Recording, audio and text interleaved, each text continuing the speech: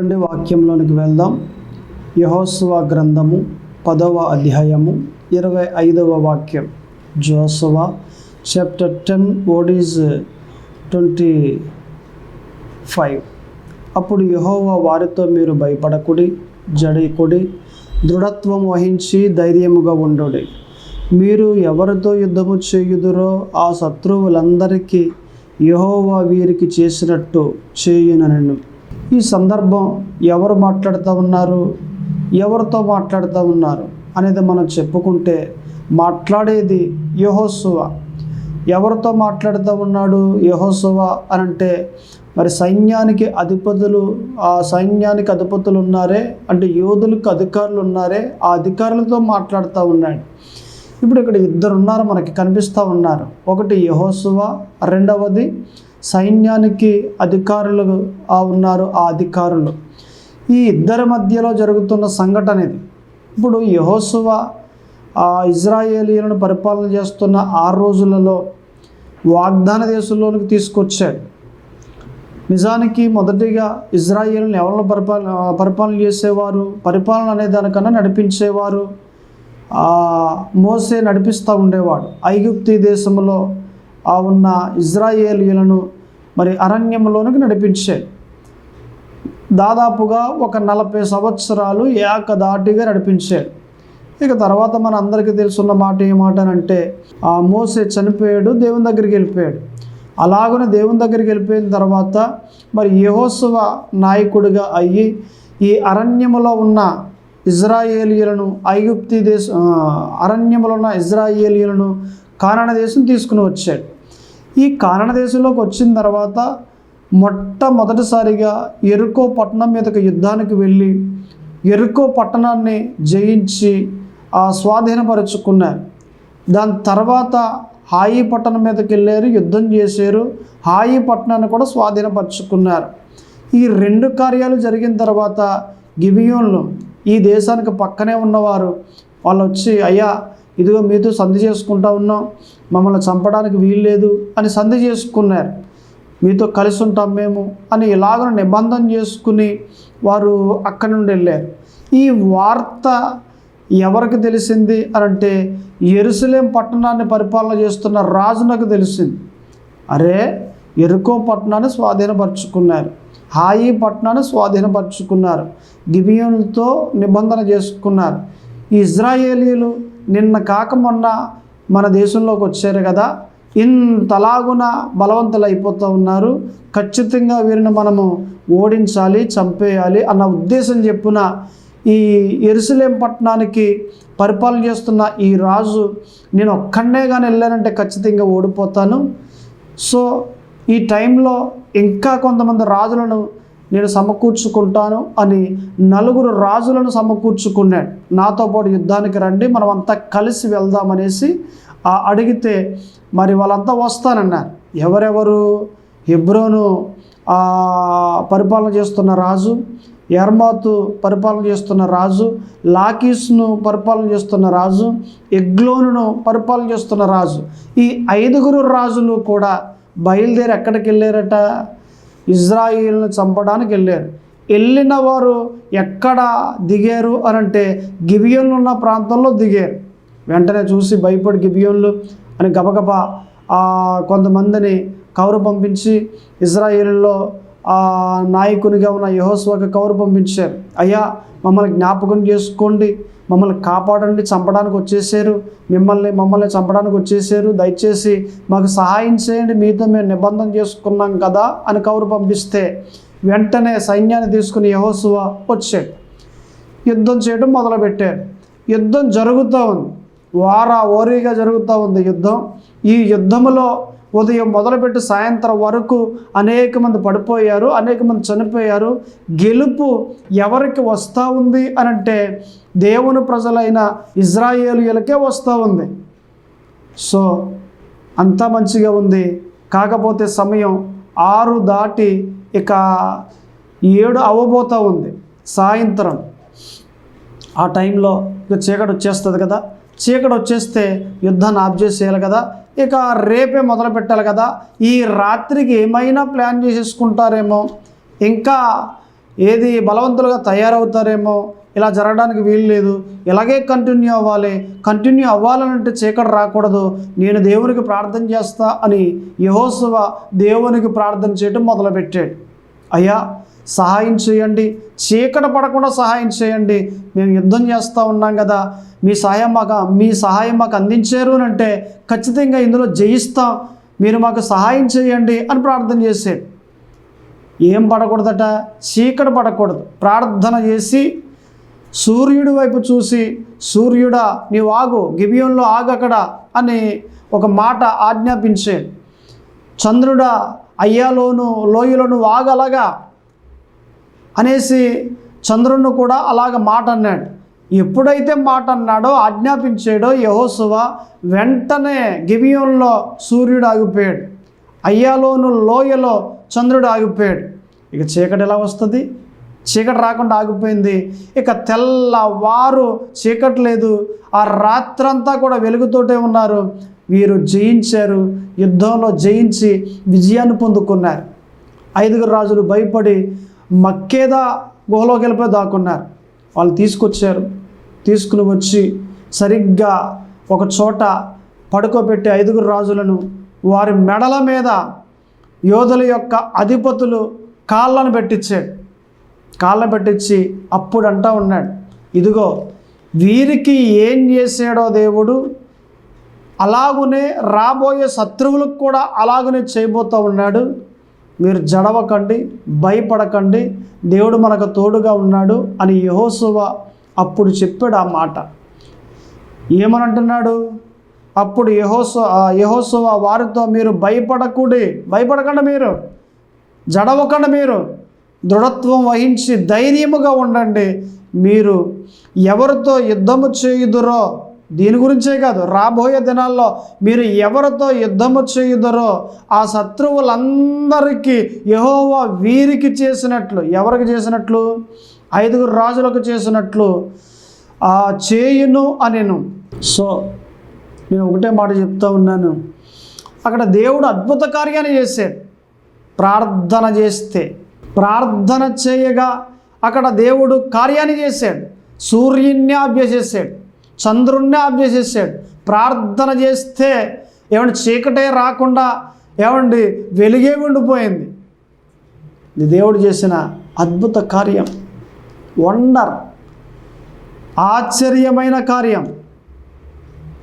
So నా మాట ఒకటే, మనం ప్రార్థన చేస్తే దేవుడు కార్యములు చేస్తాడు. ప్రార్థన చేసేవారిగా మనం ఉండాలి, కార్యములు చేసేవారిగా దేవుడు ఉండాలి. దేవుడు ఉంటాడు, ఆయన ఎప్పుడు సిద్ధమే, ఆయన ఎప్పుడూ రెడీయే. మనం రెడీనా కాదా? మనం సిద్ధంగా ఉన్నామా లేదా? దేవుడు కొలతలకు సిద్ధపడ్డామా లేదా? దేవుడు ఎలాగున చెప్పాడో అలాగున మనం ఉన్నామా లేదా? మనం ఉంటే ఆయన ఎప్పుడు రెడీయే. కార్యం చేయడానికైనా, ఏదైనా పూనుకోవడానికైనా, ఏదైనా దేవుడు బలమైనది చేయడానికైనా, ఒక ఆశ్చర్యమైన కార్యాన్ని చేయడానికైనా దేవుడు ఎప్పుడూ రెడీగానే ఉన్నాడు. మనం రెడీగా ఉన్నామా? ఉండాలి. మనం రెడీగా ఉంటే కార్యములు మనం చూస్తాం. ప్రార్థన చేస్తే కార్యములు జరుగుతాయి. ఈ మాట ప్రకారంగా మనం ఆలోచన చేస్తే ఒక మాట అంటున్నాడు కదా, చూడండి, మొదటి దినవృత్తాంతముల గ్రంథము 17వ అధ్యాయము 10వ వాక్యం.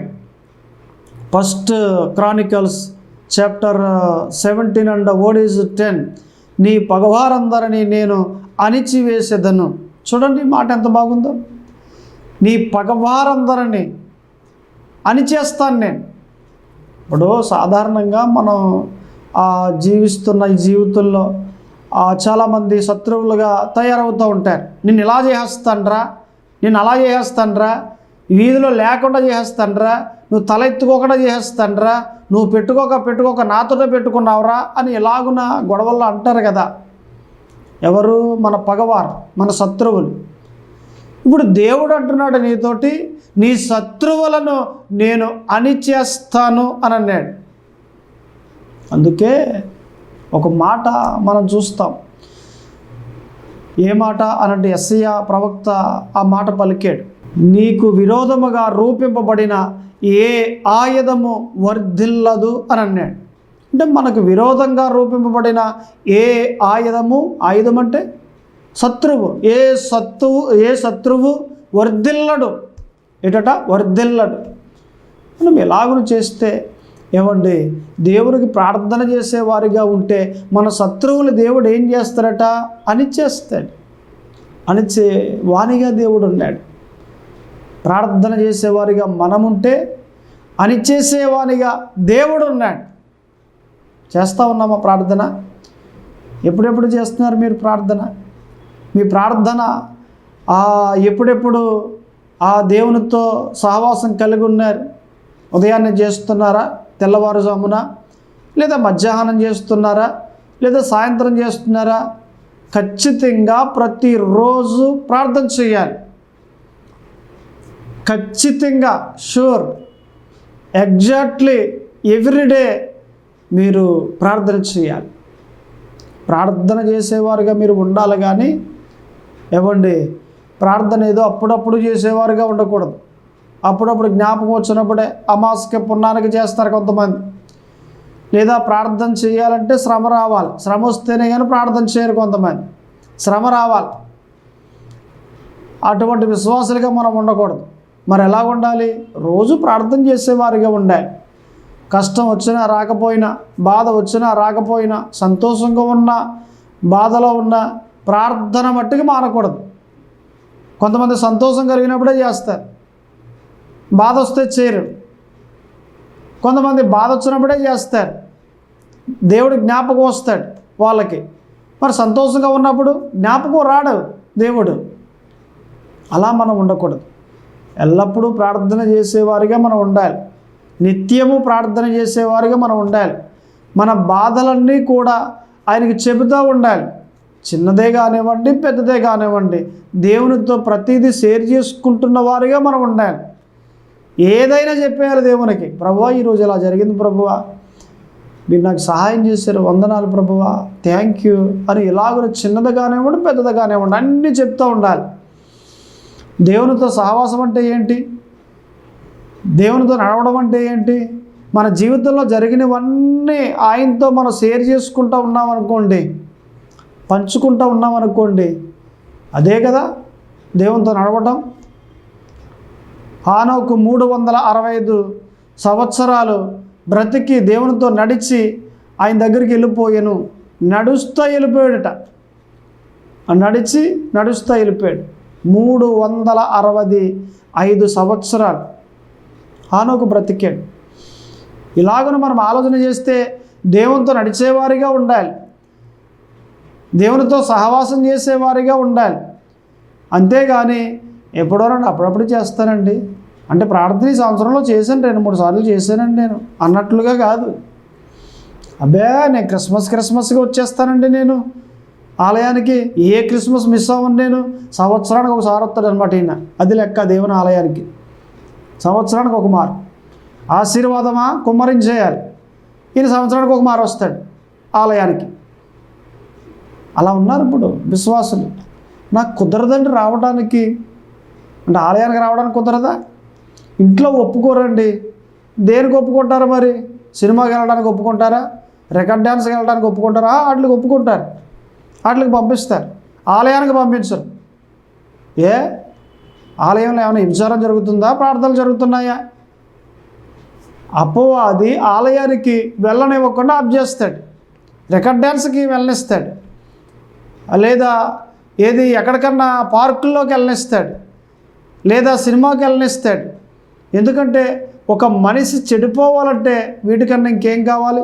ఏదైనా ఒక చెడ్డ కార్యం చేయడానికి అపవాది పంపిస్తూ ఉంటాడు, సపోర్ట్ చేస్తాడు. కానీ చేయడానికి, దేవుని మందిరానికి రావడానికి, దేవుని మందిరానికి వెళ్ళడానికి సపోర్ట్ చేయడు అపవాది.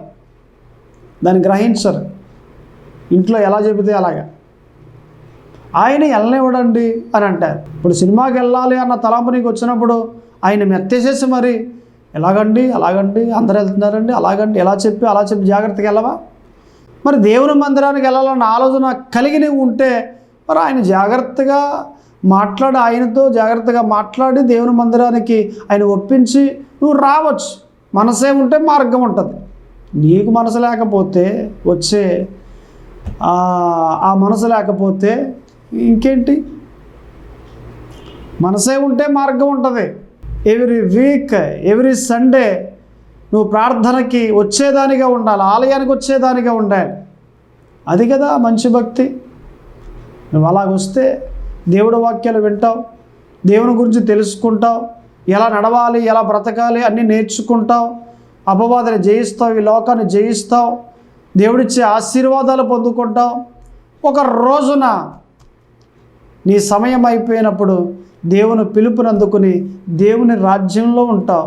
ఇంతకు మించిన జీవితం మరొకటి ఏదైనా ఉందా? లేదు. సో ఈ మాట ప్రకారంగా మన శత్రువుల దేవుడు ఏం చేస్తూ ఉన్నాడట? ప్రార్థన చేస్తే అణిచేస్తూ ఉన్నాడు. యెహోషువ ప్రార్థన చేస్తే శత్రువుల మీద విజయాన్ని ఇచ్చాడు. మనం ప్రార్థన చేస్తే మన శత్రువులను అణిచేస్తాడు. ఏమైపోయారు అక్కడ శత్రువులు? 5 రాజులండి. ఒక రోజు కాదు, 2 రాజులు కాదు, 5 రాజులు వచ్చారు. 5 రాజులు ఏమైపోయారట? అణచబడ్డారు, ఓటమి పాలైపోయారు, పారిపోయారు. ఆ మాట కూడా మనకు కనిపిస్తుంది. పారిపోయి 5 రాజులు ఎక్కడ దాక్కున్నారు? ఒక గుహలో దాక్కున్నారు. మక్కేదా అనే ఒక గుహలో దాక్కున్నారు. పారిపోయి ప్రాణాలు గుప్పుట్లో పెట్టుకున్నారు. అయినా ఊరుకున్నాడా? యెహోషువ బయటికి తీసుకొచ్చేసి వారి మెడల మీద కాలు పెట్టించి, ఏవండి మరలా లెగ్గొట్టి ఉరి తీయించేసి, సాయంత్రం మరలా ఈ బాడీలన్నీ కూడా కిందకి దించేసి, ఏ గుహలో దాక్కున్నారో ఆ గుహలోనే లోపడేసేసి మొత్తం సమాధి చేసేసాడు. గుహే సమాధి అయిపోయింది. బయట రాళ్ళు పెట్టేసి మొత్తం సమాధి, ఆ గృహనే సమాధిగా చేసేసాడు 5 రాజులకి. ఊరుకున్నాడట్టి యెహోషువ. దేవుడు ఎన్నుకున్న వ్యక్తిగా, దేవుడు ఏర్పాటు చేసుకున్న వ్యక్తిగా తాను ఏవైతే చేయాలో అది చేశాడు. సో ఈ మాట ప్రకారంగా మనం ఆలోచన చేస్తే, యెహోషువ ప్రార్థన చేస్తే శత్రువుల మీద విజయాన్ని ఇచ్చాడు. మనము ప్రార్థన చేస్తే మన శత్రువుల్ని అణిచేస్తాడు. మిమ్మల్ని ముట్టినవాడు నా కనుగుడ్డుని ముట్టినవాడు అని దేవుడు అన్నాడు. ఊరుకుంటాడా? మళ్ళీ ముట్టుకుంటే ఎవరన్నా వచ్చి? ఊరుకోడు దేవుడు. సో ఈ మాట ప్రకారంగా మనం ఆలోచన చేస్తే మన మొదటి మాట మన శత్రువులను అణిచేస్తాడు. ఇక రెండవది మనం ఆలోచన చేస్తే నిర్గమకాండము 23వ అధ్యాయము 27వ వాక్యం, exodus chapter 23 and word is 27.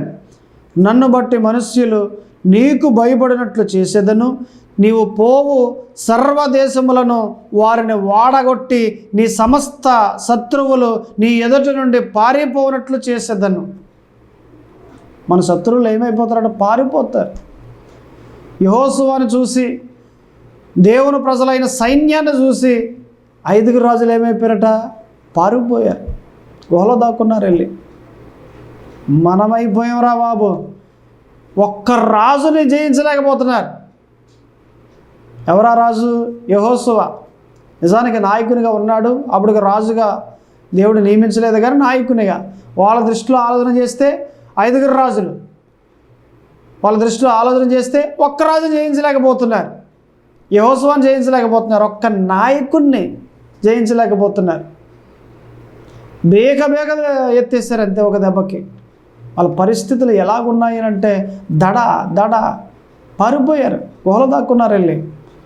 ప్రాణాలు దక్కించుకుందామన్న ఆలోచన చెప్పిన పిరికితనంతో పారిపోయారు.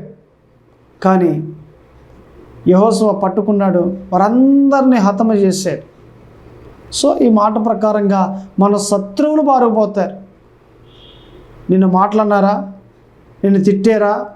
నీ పగవారు నిన్ను బాధిస్తూ ఉన్నారా? లేదా నిందల పాలు చేస్తూ ఉన్నారా? ఒక రోజున నీ ఎదుటి నుండి పారిపోతారు, తట్టుకోలేరు. ఎవడనూ తరమకుండానే దుష్టుడు పారిపోవును అని ఒక వాక్యం మనకు బైబిల్లో కనిపిస్తూ ఉంది. నిజమే, నీ శత్రువు తరమక్కర్లేదు, శత్రువే పారిపోతాడు. తరిమి అక్కర్లేదు. నువ్వు జయిస్తూ ఉంటే నీ విజయాన్ని చూసి ఉండలేక శత్రువే పారిపోతాడు. నీ శత్రువు పారిపోయేటట్లుగా దేవుడు చేస్తాడు. నీ దరిదాపుల్లో కూడా ఉండరు, నీకు దూరంగా పోతారు. నీకు భయపడేటట్లుగా దేవుడు చేస్తాడు. అది దేవుడు అంటే. That is my God. భక్తి చేస్తున్నామంటే కరెక్ట్గా చేసామా, శత్రువు బారిపోతాడు. మనం భక్తి కరెక్ట్గా చేయలేదా, మనం బారిపోవాలి. ఈ భక్తిలో ఉన్నది ఇది. అందుకే మన భక్తి కరెక్ట్గా ఉండాలి. మన భక్తి కరెక్ట్గా ఉంటే శత్రువు ఓడిపోతాడు. మన భక్తి కరెక్ట్గా లేకపోతే మనం ఓడిపోతాం. ఇప్పుడు హాయిపట్నం ఉంది. నిజానికి మొదటిగా వెళ్ళినప్పుడు 3,000 మందే వచ్చారు. ఇజ్రాయేలీలు 3,000 మందే వెళ్ళారు, కానీ ఓడిపోయారు. ఎందుకని? ఆకాన్ చేసిన పనిని బట్టి, బంగారం తెచ్చాడు కాబట్టి, పాపం ఇజ్రాయేల్లో ఉంది కాబట్టి. సో తర్వాత మరలా దాన్ని నిర్మూలన చేసాడు, పూర్తి చేసేసాడు, పరిశుద్ధులుగా చేసాడు దేవుడు. అరికట్టేసిన తర్వాత మరలా అప్పుడు హాయిపట్నం మీదకి వెళ్ళారు, జయించారు. అంటే పాపము ఇజ్రాయేల్లో ఉంటే ఓడిపోయారు, పాపము ఇజ్రాయేల్లో నుండి బయటికి వెళ్ళిపోయినప్పుడు విజయాన్ని పొందుకున్నారు, జయించగలిగారు హాయిపట్నాన్ని. మనలో పాపం ఉందా? మనం ఓడిపోతాం. ఈ జీవితంలో నిందల పాలైపోతూ ఉంటాం. మనలో పాపం లేదా? బయటికి తీసేసామా, వదిలేసామా పాపాన్ని? మనకంతా విజయమే, జయిస్తూనే ఉంటాం, ముందుకు సాగుతూనే ఉంటాం. అపజయం అనేది ఇక మన జీవితానికి ఉండదు. పాపం ఉన్నంతసేపే అపజయం మన దగ్గర ఉంటుంది. పాపంగా తీసేసామా అంతా విజయమే. సో మనమంతా కూడా ఎలా ఉండాలి అని అంటే పవిత్రంగా జీవించేవారై ఉండాలి. అలాగన ఉంటే మన శత్రువులు పారిపోతారు. మన శత్రువులు పారిపోయేటట్లుగా దేవుడు చేస్తాడు. ఇది మన 2వ మాట. అలాగనే మన 3వ మాటలోకి మనం వెళ్తే ఇర్మీయా గ్రంథము 30వ అధ్యాయము 20వ వాక్యం.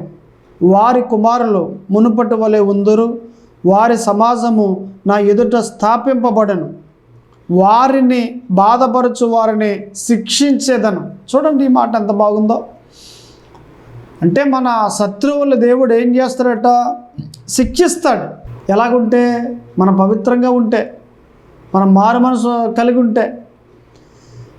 మనము పవిత్రంగా ఉన్నామా, మన శత్రువులు దేవుడు ఏం చేస్తాడు? శిక్షిస్తాడు. మనం పవిత్రంగా ఉన్నాము అని అంటే దేవుడు చేసే కార్యం ఇది. మన శత్రువులు తలదించుకుని వెళ్తారు, మన ముందర తల ఎత్తుకుని బ్రతకలేరు. అలా చేస్తాడు దేవుడు.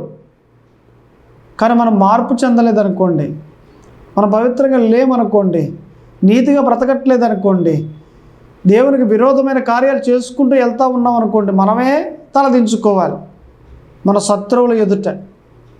అందుకే మార్పు అనేది మనకి చాలా అవసరం. ఒక ఆమె పాస్టర్ గారి దగ్గరికి వచ్చేసి, అయ్యా ఆయన మారట్లేదండి, అస్సలు ఎన్ని మార్లు చెప్పినా వినట్లేదండి, ఎంత ప్రార్థన చేసినా జవాబు కూడా రావట్లేదండి, ఆయన మారేలా కాస్త మీరు ప్రార్థన చేయండి అని అంది. అలాగేనమ్మా, కళ్ళు మూసుకో అని ప్రార్థన చేశాడు. ప్రార్థన అయిన తర్వాత, ఇంతగా ఎందుకు వస్తుందమ్మా, ఎప్పుడు వస్తుందమ్మా ఈ గొడవ అన్నాడు. ఆయన బయటికి వెళ్ళిన పనిలోకి వెళ్ళిన వ్యక్తి వస్తున్నాడు అన్నింటికి.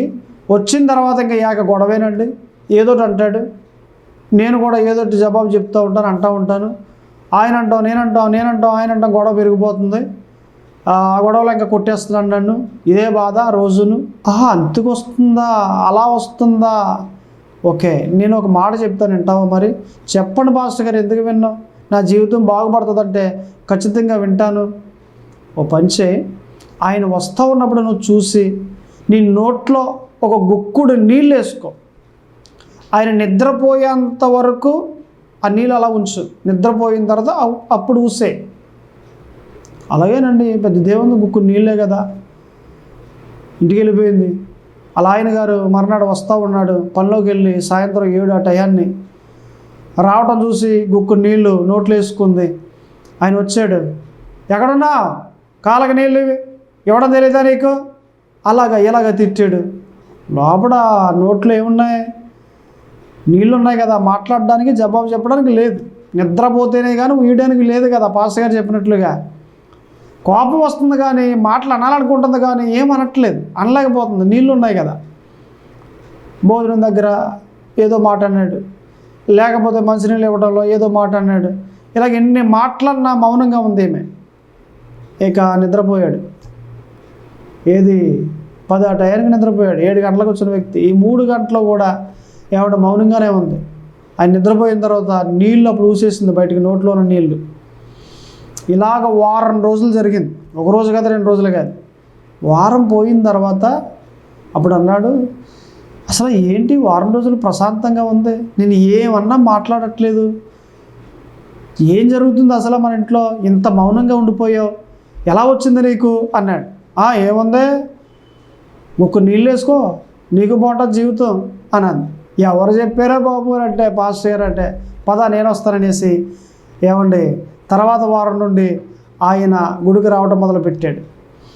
ఇలాగున మనం మౌనంగా ఉంటే ఖచ్చితంగా దేవుడు ఏం చేస్తాడు, మన జీవితాలు మారుస్తాడు. మార్పు మనం మారితే మన కుటుంబం మార్చబడతాయి, మనం మారితే మన జీవితాలు మార్చబడతాయి, మనం మారితే మన పిల్లల బ్రతుకులు మార్చబడతాయి. మనం మారాలి. మనం మారంగానే ఆయన మారలేదండి, పిల్లలు మారలేదండి, లేకపోతే ఇలాగున్నారండి అలాగున్నారండి ఈ చెప్తాం, అంతేగాని నేను మారేనా అనేది ఆలోచన చేయం. మనం మారితే అందరూ మార్చబడతారు. సో మనమంతా కూడా మారాలి. మారితే మన శత్రువులు అణచబడతారు, మారితే మన శత్రువుల దేవుడు శిక్షిస్తాడు.